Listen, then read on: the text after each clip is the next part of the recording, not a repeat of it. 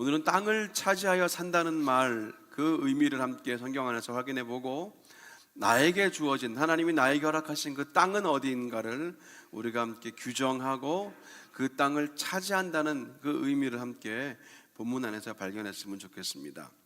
요 몇 주간 우리가 여호수아 말씀을 계속 다루게 되네요. 오늘은 5번째 메시지입니다.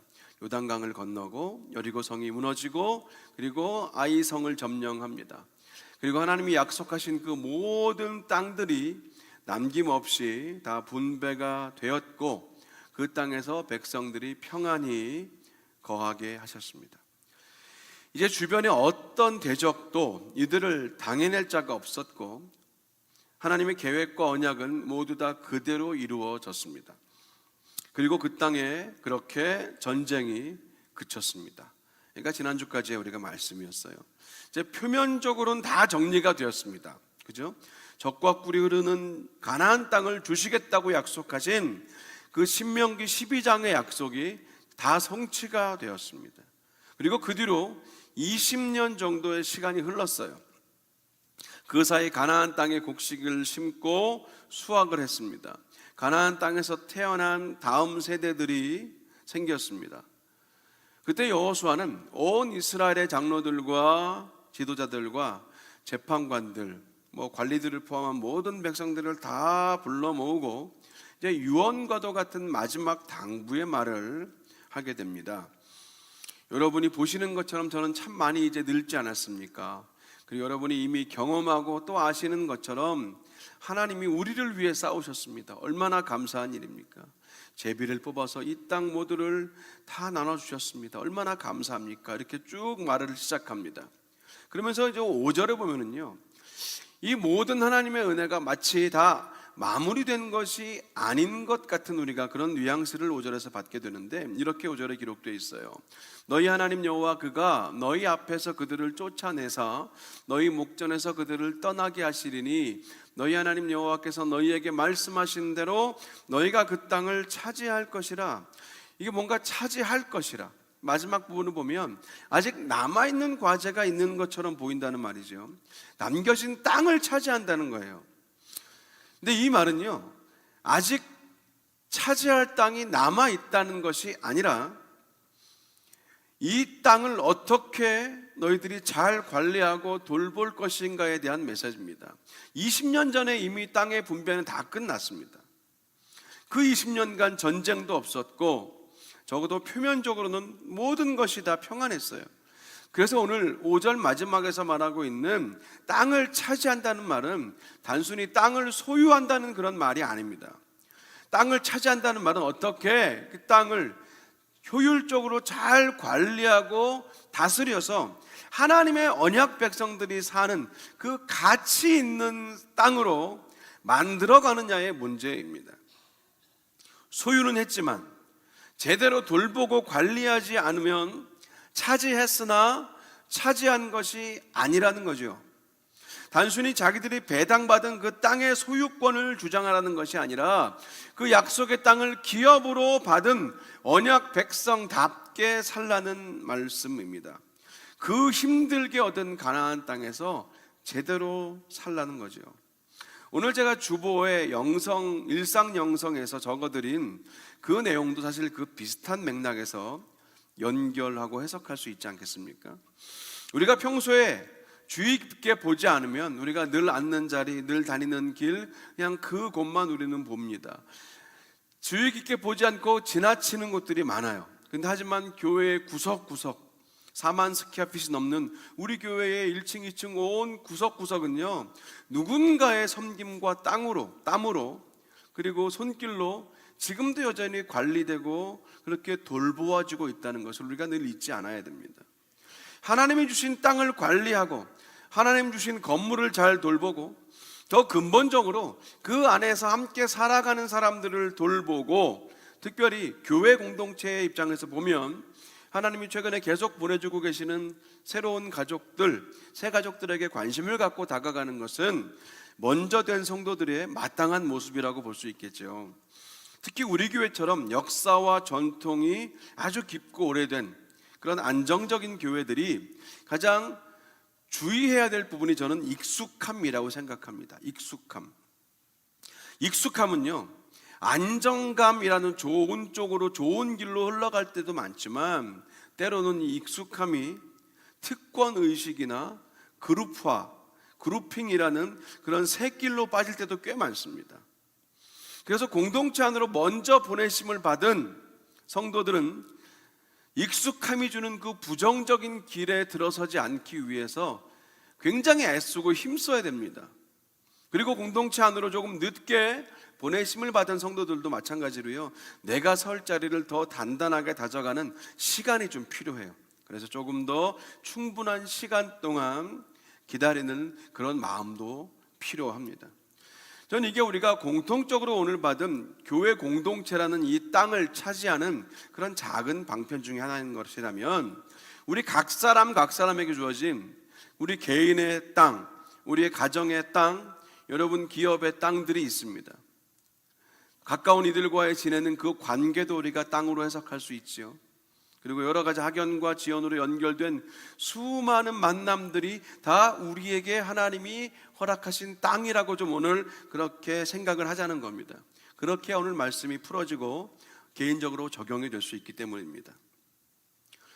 단순히 하나님이 주신 그 모든 땅들, 그 모든 지경과 관계들, 만남들, 우리에게 허락하신 그 지경들이 단순히 소유하고 끝나는 게 아니라 그 땅을 제대로 다루기 위해서, 우리가 즉 땅을 차지하기 위해서 어떻게 살아야 될 것인가를 오늘 성경 본문 안에서 함께 찾아보고 싶은 겁니다. 오늘 성경이 말하는 땅을 차지하며 산다는 말은요, 그 의미를 두 가지로 볼 수 있는데, 첫 번째는 이겁니다. 땅을 차지하여 살려면 말씀의 궤도를 벗어나지 않기 위해서 무던히도 힘쓰고 치열하게 애써야 합니다. 땅을 차지하여 살려면 그래야 된다는 거예요. 오늘 6절은 너희는 크게 힘써서 모세의 율법책에 기록된 것들을 다 지켜 행하라. 그것을 떠나서 우로나 좌로나 치우치지 말라고 하는데, 이 크게 힘쓰라는 단어에 우리가 좀 집중을 해야 됩니다. 그리고 크게 힘쓰는 말이 어떤 말일까를 우리가 봤을 때 그 다음에 따라오는 내용들, 율법을 떠나지 않고 그 기록된 것을 잘 지켜서 좌로나 우로나 좌로나 치우치지 않게 되는 것이죠. 요즘은 자전거도 저는 없지만 예전에 아이들 어렸을 때는 함께 자전거를 많이 탔습니다. 자전거를 이제 타기 위해서 항상 먼저 점검해야 되는 것들이, 이제 오래된 자전거라서 바퀴가 자꾸 뒤틀려서 항상 앞바퀴와 뒷바퀴의 이 일직선을 늘 확인하고 그리고 자전거를 탔던 기억이 나요. 왜 그렇겠습니까? 앞바퀴와 뒷바퀴가 일직선이 되지 않으면 계속 타는 내내 한쪽으로 이렇게 치우쳐가기 때문에 타는 내내 손에 힘을 주고 쓸데없는 그런 에너지가 낭비되기 때문입니다. 자동차도 그렇죠. 휠 얼라이먼트를 제대로 조정하지 않으면 타이어가 편마모도 일어날 것이고, 아무리 핸들을 똑바로 놔도 자동차가 옆으로 치우치게 됩니다. 또 그런 생각을 한번 해봤어요. 우리가 동그란 모양의 종이 10개를 자르기 위해서 정확한 샘플 하나를 가져왔어요. 그래서 종이 위에 대고 그 샘플을 놓고 이렇게 가위로 오린단 말입니다. 근데 두 번째 동그라미를 오리기 위해서 당연히 그 샘플을 대고 잘라야 되는데, 내가 먼저 자른 그 잘린 종이를 대고 두 번째 동그라미를 오리고, 거기서 또 잘린 거를 가지고 세 번째 동그라미 오린다면 원래 원형 이 샘플과 마지막 10번째 동그라미의 크기나 모양과 그 내용들은 전혀 같을 수가 없을 겁니다. 달라지겠죠. 자전거 앞바퀴와 뒷바퀴를 일직선으로 만드는 일이나, 자동차의 휠 얼라이먼트를 잘 조정하는 일이나, 그리고 종이를 자를 때 기준이 되는 샘플을 바꾸지 않는 일이나 모두 같은 의미입니다. 한마디로 하면 기준을 잘 잡아야 한다는 거예요. 기준이 필요합니다. 그래야 좌로나 우로나 치우치지 않습니다. 하나님 말씀만이 영원한 우리의 인생의 기준입니다. 이어서 오늘 6절은요, 이 좌로나 우로나 치우치지 않고 말씀으로만 삶의 기준을 잡고 사는 일이 크게 힘써서 지켜 행해야만 가능한 일이라고 해요. 쉬운 일이 아니라는 겁니다. 크게 힘쓰라는 말의 원어를 보면은요, 아주 큰 용기가 필요하다는 것이고 결단이 필요하다는 거예요. 단단히 결심을 해야지 가능하다는 겁니다. 그게 크게 힘써서 지켜 행한다는 말의 원어의 의미입니다. 그러니까 좌로나 우로나 치우치지 않고 말씀을 삶의 기준으로 삼는 게 저절로 그냥 쉽게 큰 결단과 결심 없이 그냥 뭐 교회 좀 다니다 보면 저절로 되는 게 절대 아니라는 말씀입니다. 성경에 그렇게 말하고 있는 거예요. 쉽지 않다는 겁니다. 하지만 그렇게 해야 한다고 말하는 거예요. 예를 들어 여러분들 주일을 낀 휴가를 가시거나 주일을 낀 여행을 많이 가시죠. 그리고 출장을 가시는 분들도 계실 겁니다. 그때 주일 성수를 어떻게 하고 계십니까? 요즘은 워낙 이제 많은 교회들이 유튜브 생방송이 잘 되고 있죠. 저희 교회도 지금 잘 유지되고 있습니다. 지금도 많은 분들이 생방송으로 예배를 드리고 계시는데, 우리가 그렇게 시간과 장소에 거의 구애를 받지 않고 지금은 실시간으로 주일 예배를 드릴 수 있는 시대가 되었지만, 아무리 그래도 이 방송하고요 현장은 이 셀폰이나 랩탑으로 드리는 예배와 현장 예배가 어떻게 같겠습니까? 얼마 전에 교회를 방문하신 한 성도님께서 예배를 드리고 나가시면서 그렇게 저한테 말씀하시더라고요. 몇 번 유튜브로 생방송 예배를 드렸는데 이렇게 직접 와보니까 너무 다르네요. 너무 좋습니다. 너무 달라요 라고 그렇게 말씀하시는 것을 들었어요. 주일 아침마다 본당 앞에 쭉 서서 여러분들을 이렇게 맞다 보면 꽤 많은 분들이 여행이나 아니면 타주 한국에서 이렇게 잠깐 방문하신 분들이 계시잖아요. 그분들이 사실은 그냥 호텔 안에서 아니면 그냥 계신 곳에서 야외에서 그냥 셀폰만 켜도 충분한데, 굳이 그렇게 시간을 따로 내서 옷을 단정히 하시고 예배 자리를 찾아서 나오시는 분들을 보면 참 저런 분들이 섬기시는 교회는 어떤 교회인가 궁금해질 때가 있어요.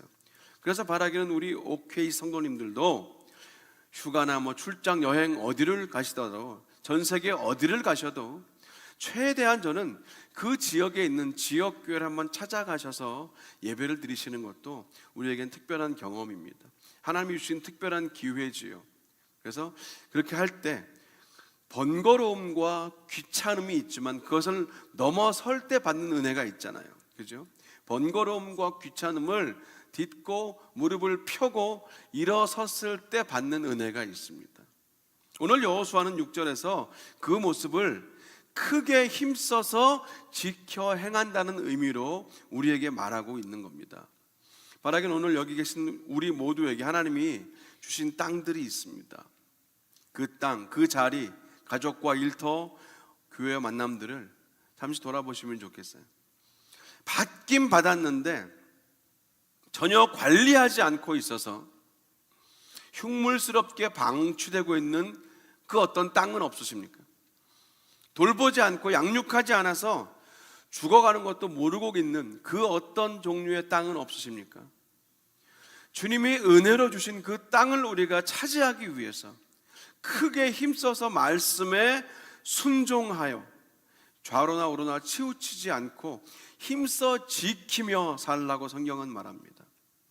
우리가 주님을 따른다는 것, 하나님을 수년 수십 년 믿고 산다는 것 그냥 되는 거 아닙니다. 오늘 여호수아가 말한 것처럼 힘써 지켜 행하며 지금까지 오셨습니다.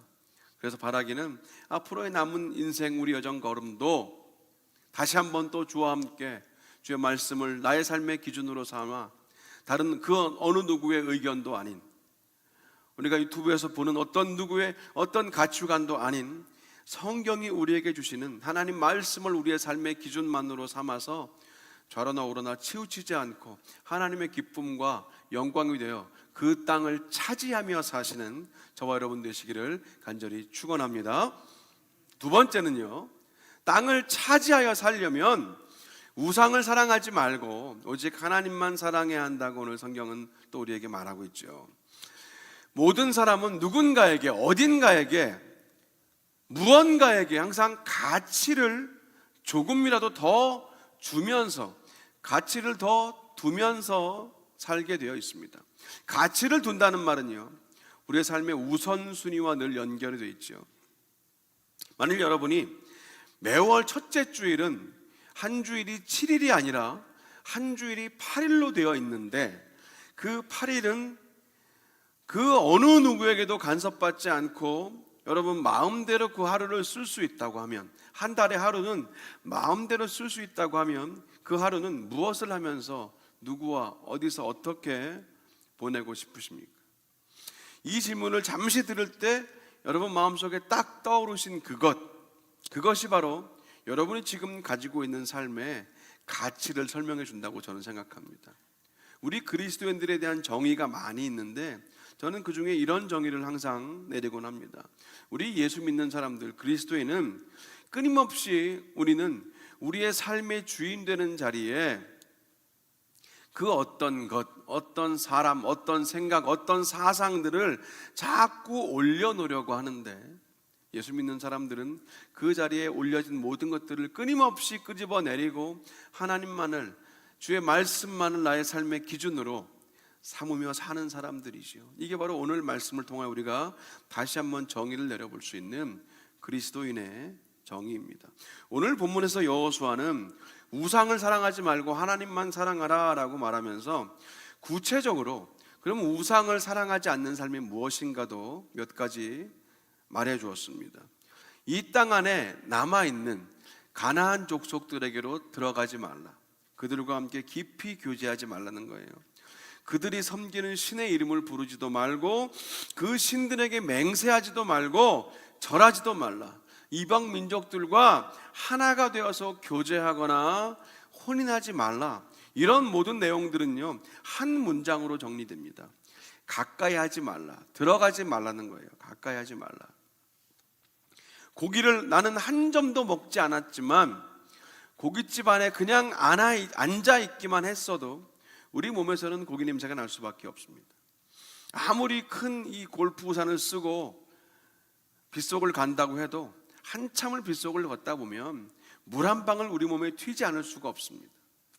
그래서 여호수아는 이방인들과 가까이 하게 되면, 그들에게로 들어가게 되면, 그들과 깊이 교제하게 되면 자기도 모르는 사이에 그들의 신의 이름을 부르고 그 신을 섬기게 되기 때문에 조심하고 또 조심하라고 오늘 말하고 있는 겁니다. 그렇지 않으면 뒤에 13절에 나오는 말씀처럼 결국 그 이방인들의 섬기던 우상들이 무엇이 되느냐?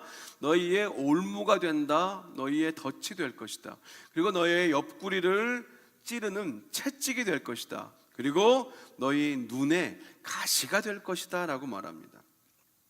그래서 결국 하나님이 주신 이 가나안 땅에서 쫓겨나게 될 것이라고 그렇게 강력하게 경고하고 있습니다. 올무와 덫, 옆구리를 때리는 채찍과 그리고 눈의 가시들, 이 모든 것들은 보이지 않는 곳에서 공격하고 괴롭히고 나타나는 것들입니다. 올무나 덫이 눈에 잘 보이면 그것은 올무나 덫이 아니지요. 옆구리를 때리는 채찍은 뒤에서 휘두를 때 피할 수가 없습니다. 앞에서 휘두르면 피할 수 있죠. 보이지 않는 곳에서 채찍을 휘두르니까 못 피하고 맞는 겁니다. 그리고 무엇보다 눈의 가시라고 할 때, 우리가 보는 눈에 가장 가까이 있는데 가장 가까이에 있어서 오히려 보지 못하는 것이 눈의 가시 아닙니까? 참 의미가 있어요, 그죠? 너무 가까이에 있어서 오히려 보지 못하는 것이 우리를 하나님으로부터 멀어지게 하는 것이라면, 오늘 여호수아 말씀은 당장 그것으로부터 치열하게 의지적으로 벗어나라고 하는 겁니다. 하나님이 기뻐하지 않는 관계와 만남, 그리고 하나님을 중심에 두지 않는 그 모임들은 올무가 되고 덫이 되고 채찍이 되고 눈의 가시가 되어서 결국 이 땅을 차지할 수 없다, 쫓겨나게 될 것이라고 경고하고 있는 겁니다. 그래서 바라기는 이미 저와 여러분에게 주신 많은 땅들이 있습니다. 그 땅들을 잘 돌보고 잘 관리하고 그 땅의 풍부한 소산으로 하나님께 영광을 돌리는 것, 그것이 바로 오늘 우리가 말씀 가운데 확인하고 있는 땅을 차지하는 삶이지요. 이 땅을 차지하는 삶을 사시는 저와 여러분 되시기를 주님의 이름으로 간절히 축원합니다. 그렇다면 이제 마지막으로 한 가지만 더 좀 보면 좋겠어요. 한 가지 메시지가 더 남아 있습니다. 이미 우리에게 주신 그 많은 땅들, 여러 가지 의미와 여러 가지 종류의 땅들이 있다고 우리가 생각했었는데, 그 땅을 온전히 가꾸고 관리하고 차지하는 삶을 살게 되면 오늘 성경은 하나님이 주시는 복이 있다는 거예요. 축복이 있다는 겁니다. 하나님은 당연한 분이에요. 기억하시고 갚아주십니다. 하나님은 반드시 기억하시고 갚아주시는 분이에요. 하나님을 위해서 참고 견딘 거 하나님이 다 알고 계십니다. 하나님이 주인 되신 주의 몸된 교회를 위해서 눈물로 기도하는 여러분의 눈물을 하나님이 다 기억하십니다. 잊지 않으셔요. 손바닥에 새기시는 그 사랑으로 언제나 기억하시며 우리를 위하여 계시는 분입니다. 이 하나님의 축복을 오늘 본문 10절은 이렇게 풀어 말하거든요. 너희 중 한 사람이 1000명을 쫓을 것이다. 이는 너희 하나님 여호와 그가 너희에게 말씀하신 것 같이 너희를 위하여 싸우시기 때문이다.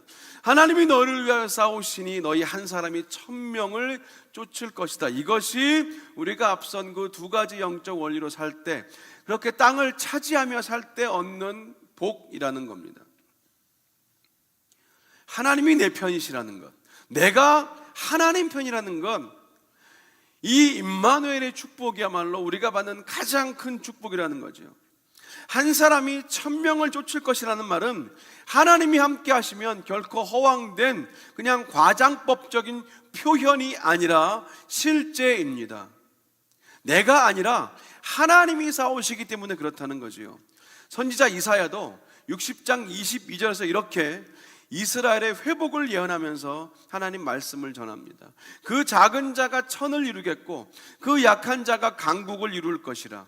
때가 되면 나 여호와가 속히 이룰 것이다. 작은 자가 천을 이루고 약한 자가 강국을 이루는 기적은 하나님의 때에 하나님이 하시는, 이루시는 회복의 사건의 모습입니다. 장정만 5000명이 배불리 먹고도 12바구니가 남아있던 그 오병이어의 기적도 한 사람이 1000명을 쫓은 기적과 같은 선상에 있습니다. 나귀 턱뼈 하나로 블레셋 사람 1000명을 죽였던 삼손의 승리 사건도 아예 그 숫자까지 똑같지요. 하나님이 우리를 위해 싸우시면 기드온의 군대 300명이 미디안 군사 12만 5천 명을 전멸시킵니다. 하나님이 우리와 함께 하시면 작은, 눈에도 잘 보이지 않는 겨자씨 한 알, 그 한 알 속에 숨겨진 하나님의 생명을 발견하게 되고, 하나님이 우리와 함께 하시면 비록 나는 작은 겨자씨 한 알처럼 바람 불 때 날아갈 것 같고 그냥 잘 보이지도 않는 삶 같지만 하나님이 함께 하시면, 하나님이 우리의 삶에 물 주시고 햇빛 주시면 수천, 수만의 열매를 맺게 된다는 것입니다. 이게 성경이 우리에게 오늘 주시는 위로이자 소망의 말씀이에요. 작은 자가 천을 이룬다. 한 사람이 1000명을 쫓고 오병이어로 수천 명이 배불리 먹고 턱뼈 하나로 1000명을 죽이고 300명이 12만 5천 명을 전멸시키는 이 놀라운 일은 전설 속에 성경에서만 기록된 이야기가 아닙니다. 이스라엘 민족 그들의 역사가 아니라 오늘 이 자리에 이렇게 나와 있는 우리 모두의 삶 속에 하나님이 오늘도 그리고 내일도 그리고 어제도 역사하셨던 그 놀라운 현실입니다. 하나님은 성경 안에 갇혀 계시고 머물러 계신 분이 아니라 성경을 우리에게 오늘도 말씀하시고 들려주시는 이유는 우리에게 교훈을 주심이 아니라 실제로 우리의 삶 가운데 하나님이 어떻게 도우시는가를 설명하고 확증하시는 시간이에요. 지금도 하나님은 한 사람이 1000명을 쫓는 일을 이루고 계신다는 거예요. 이 역사는 얼마든지 저와 여러분의 개인의 삶과 우리의 가정과 우리의 교회를 통하여 나타날 수 있는, 그리고 나타나야만 하는 하나님의 영광의 일이라는 거지요. 이러기 위해서 우리는 늘 그런 마음이 필요해요. 하나님이 내 편이시다. 나는 하나님 편이다. 임마누엘의 믿음이지요. 하나님이 나와 함께 하신다. 그래서 나는 하나님 편이고 하나님이 내 편이시다. 이 고백이 바로 우리 예수 그리스도를 믿는 믿음의 고백이고 십자가 신앙의 고백인 것입니다. 왜냐하면 하나님이 이 땅에 보내신 예수 그리스도, 그분의 십자가와 부활과 승천과 재림, 이 약속은 하나님이 우리와 함께 하신다는, 하나님이 내 편이고 내가 하나님 편이라는 가장 확실한 언약의 약속이 바로 복음, 예수 그리스도이기 때문에 그렇습니다. 그것이 바로 믿는 성도들에게 주시는 변치 않는 소망입니다. 한번 돌아봅시다. 요즘 혹은 오늘 여러분에게 천명과도 같은 그런 큰 어려움이나 혹은 그런 힘든 일이, 대적들이 있으십니까? 요즘 여러분의 삶을 가로막고 있는 천근과 같은 그런 무게의 바위가 혹시 그런 고민이 되어서 여러분의 삶을 가로막고 있으십니까? 요즘 여러분의 마음과 생각 안에 근심이나 두려움이 끊임없이 솟아올라와서 가시가 되어서 생각할 때마다, 예상할 때마다 너무 힘들고 지친 분들 계십니까? 우리가 오늘 한 가지만 기억합니다. 하나님이 내 편이시다. 나는 하나님 편이다. 이 확신과 믿음을 가지고 우리가 오늘을 살아가야 된다는 것이죠. 그것을 어떻게 확인합니까? 하나님이 내 편이신 것, 내가 하나님이신 것, 하나님 편인 것을 어떻게 확인합니까? 오늘 성경은 땅을 차지하는 것으로 확인하라고 말하는 거예요. 땅을 차지하는 것, 좌로나 우로나 치우치지 않고 말씀의 궤도 안에 살기 위해서 치열하게 여러분이 애쓰고 계신다면 맞습니다. 하나님 편이십니다. 수시로 자리 바꿈을 하는 내 삶의 주인 자리에 때마다 시마다 하나님을 그 내 삶의 가장 가치의 중심에, 삶의 결정권에 두기를 힘쓰고 사신다면 그것도 정확히 맞습니다. 여러분은 하나님 편입니다. 오늘 여호수아가 남긴 이 유언의 내용처럼 저와 여러분에게 허락하신 그 많은 지경의 땅들이 있습니다. 눈에 보이건 보이지 않건, 적건 많건 그 수많은 종류의 땅을 우리는 차지하며 살아야 되는 그런 신앙의 숙제를 다 가지고 있는 거예요. 그 땅을 어떻게 하면 차지할 것인가, 우리가 오늘 두 가지 말씀을 보았고 그거에 향한, 그것을 통한 하나님의 축복과 유익도 함께 살펴보았습니다. 말씀 안에, 그리고 하나님 안에 여전히 오늘도 거하심으로 말미암아 한 사람이 천을 이기는 그 기적과 승리의 삶을 경험하며 사시는 저와 여러분 되시기를 주님의 이름으로 간절히 축원합니다. 기도하겠습니다. 하나님, 오늘 주신 이 말씀을 또 우리가 붙들고 나아갑니다. 하나님, 우리 각 사람에게 주신 그런 땅들이 있습니다. 관계와 만남들, 가족들, 일터, 비전, 꿈, 그 어떤 땅이든지 그 땅을 우리가 받은 것으로 그치는 것이 아니라 잘 관리하고 돌보아 차지하며 살 수 있도록 하나님의 말씀의 기준에 주여 우리가 흔들리지 않고 그 말씀 앞에, 말씀 위에 서 살게 하시고, 그리고 우상을 사랑하지 않고 오직 하나님만 사랑하며 살 때 하나님 주시는 이 놀라운 복을 온전히 누리는, 하나가 천을 당하는 이 기적과 승리의 삶을 살 줄 믿사오니 주여 우리에게 주어진 그 땅을 차지하며 살게 하여 주시옵소서. 예수님의 이름으로 기도합니다.